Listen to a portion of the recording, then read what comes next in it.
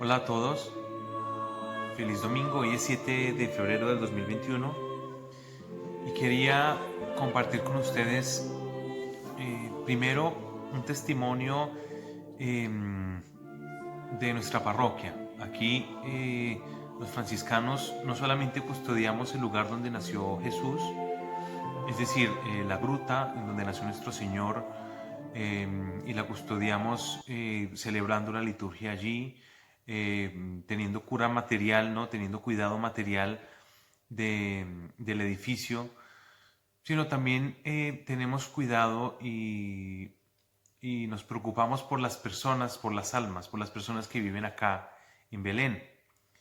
Belén, como bien saben, está en los territorios palestinos, en donde el gobierno es musulmán, la mayoría son musulmanes, y Belén es una ciudad que tendrá aproximadamente 30.000 habitantes, ¿no? Más allá del protectorado de Belén, digamos como que su núcleo tendrán 30.000 habitantes, de los cuales 5.000 son cristianos, la mayoría cristianos latinos, es decir, católicos romanos, ¿no?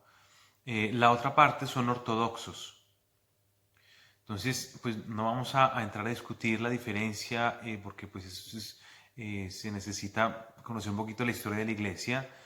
La mayor parte de los cristianos son latinos, es decir, católicos romanos, y otro porcentaje pequeño son ortodoxos. Eh, Quiero hablarles hoy de un tema que ha quedado un poquito como al lado, ¿no? Un poquito eh, eh, no le hemos prestado mucha atención, y es el tema de la Eucaristía. Eh, Decía el Papa Juan Pablo II que tenemos que respirar con los dos pulmones. ¿Qué se refiere que teníamos que respirar con dos pulmones? Teníamos que respirar con el pulmón de Occidente y con el pulmón de Oriente. A Occidente se refería con el pulmón de la Iglesia romana.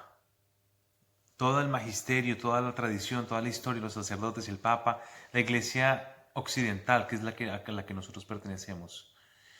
Y el pulmón oriental se refería a las iglesias ortodoxas, que son también apostólicas, que tienen una tradición y una historia fija, ¿no? Que tienen la ortodoxia se refiere al hecho que no cambia. Y es una iglesia que no ha cambiado desde el último concilio que hubo antes del cisma en el siglo X. Y es una iglesia que preserva unas raíces muy profundas del cristianismo. Y él nos decía, miremos a Occidente, miremos a Oriente, y que Oriente nos mire a nosotros, porque son iglesias apostólicas que vienen desde Cristo y de sus apóstoles. Y viviendo aquí, yo he tenido la oportunidad de ver, y todos, ¿no? Aquí no hay mucha diferencia y mucha división entre la iglesia ortodoxa y la iglesia latina. Y he tenido la oportunidad de ver cómo celebran y cómo viven, cómo están viviendo los ortodoxos la pandemia. Y una cosa que ellos nunca han dejado durante la pandemia ha sido la Eucaristía.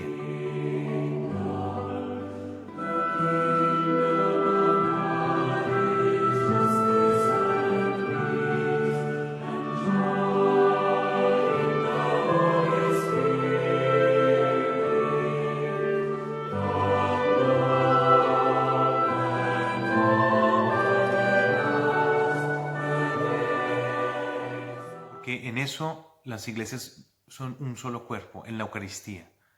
Allí todas las iglesias apostólicas, lo que son en primer lugar los católicos, en segundo, y después los ortodoxos, los armenos, los coptos, que son iglesias apostólicas, nos unimos en la Eucaristía, en el sacrificio, en el pan, en la palabra. Y no es una cosa de ahora, es esa tradición que viene desde los apóstoles, desde los primeros siglos. Y he visto que ellos no han dejado la Eucaristía aún así durante la pandemia. Aquí nosotros vivimos en confinamiento, los negocios cerrados, los restaurantes cerrados, pero el gobierno aquí en Palestina al menos y en Israel también en gran parte han permitido que los fieles vayan a orar a las Eucaristías. Y los párrocos han sido muy diligentes en recibir y en tratar de no interrumpir la Eucaristía. Entonces veo los domingos cómo las iglesias se llenan, la iglesia ortodoxa y la iglesia católica, llenos de fieles recibiendo el cuerpo, recibiendo la Eucaristía, escuchando al Padre. Y entonces uno dice, pero el riesgo, el contagio, la iglesia ortodoxa, que es mucho más espiritual en un cierto sentido, dice, aquí está el cuerpo de Cristo. Aquí no entra el virus, y con un fervor de fe reciben ellos, por tradición, en el cáliz mezclan el pan y el vino. Y así el sacerdote con una cuchara toma como en ese líquido que es la sangre y el pan y el cuerpo, ¿no? Que es vino y que es pan, se crea como esta sustancia espesa y el sacerdote toma una cuchara y se la da al creyente y el creyente la recibe. Y así el siguiente, todos con la misma cuchara, que para ellos es una cuchara sagrada. Y durante la pandemia han recibido así la Eucaristía. Y entonces es un testimonio que tú dices, ¿cómo están haciendo? Ellos dicen que no hay contagiados, que el poder del cuerpo de Cristo los protege del mal. Y entonces yo veo una fe muy grande. Ahora, no sé cuántos contagiados hay en la parte de ellos, pero he visto que también aquí los católicos han tomado la misma disposición. Han seguido asistiendo a la misa con fervor.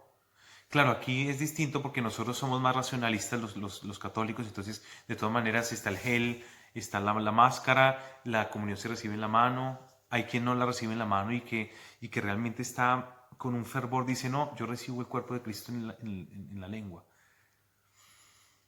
Y para mí es un testimonio de fe y de esperanza.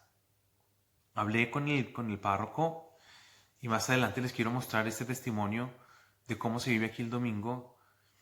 Y él me dice, de los 5.000 habitantes ha habido contagiados, pero no en la iglesia, ¿no? Porque él conoce a todas las familias, ¿no?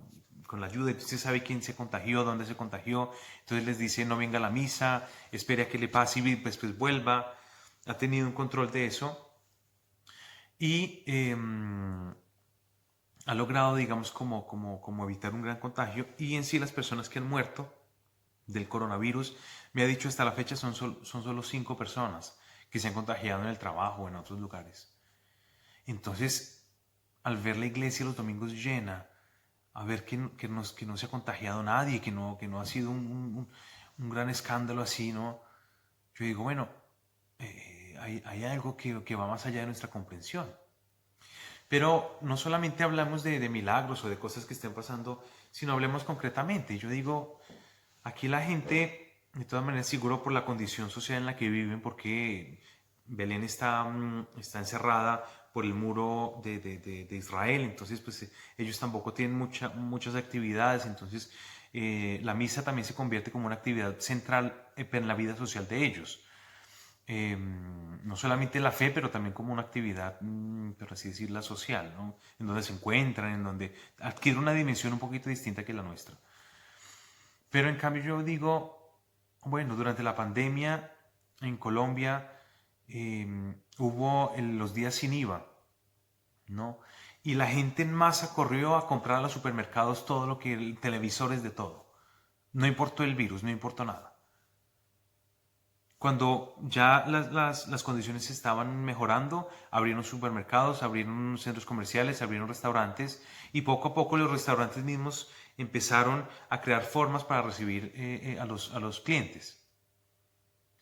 Y yo digo, bueno, si la gente va a restaurantes, si la gente va a supermercados, si la gente va, si los mismos empleadores y los mismos restaurantes se han ingeniado nuevos métodos para recibir a las personas, ¿por qué la gente no va con el mismo fervor a la Eucaristía?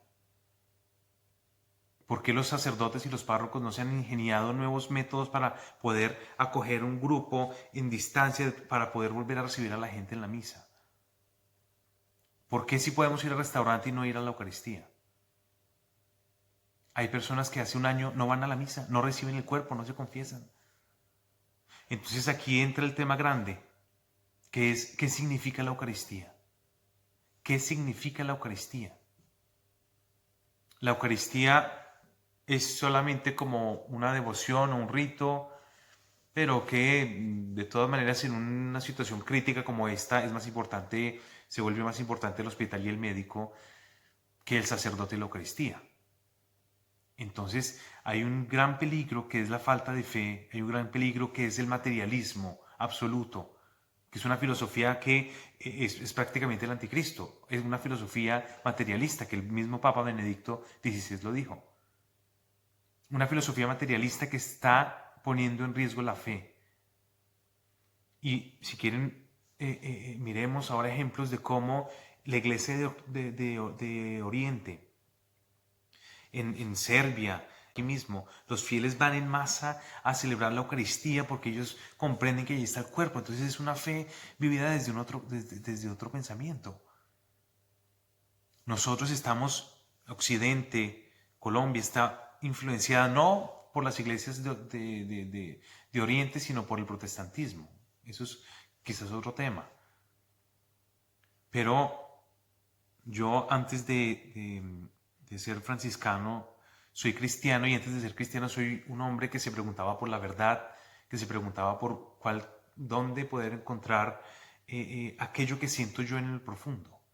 Y entonces conocí grupos y movimientos evangélicos en Colombia, y aquí conocí la iglesia ortodoxa de Oriente. Y vi cómo la iglesia católica, nuestra iglesia, que viene de Pedro, porque Jesús le dijo, tú eres Pedro, ¿no? Y él es el Papa, y esa sucesión apostólica en los obispos, vi que ella contenía en sí ambos mundos. Porque como dicen los padres, la iglesia romana, ¿no? La iglesia católica, es la primera en caridad. Y ella es la que sostiene, ¿no? Porque entonces, si unos van para un lado, los otros van para el otro, la iglesia romana es la que se ha quedado en un equilibrio que solamente puede dar el Espíritu Santo. Entonces, quizás aquí ya estoy entrando en otro tema, que es qué pienso yo, o por qué la iglesia romana es la que el Espíritu Santo está moviendo, ¿no? Y porque lo he visto, pero aquí el tema de hoy es la Eucaristía. Y quiero que veamos este testimonio.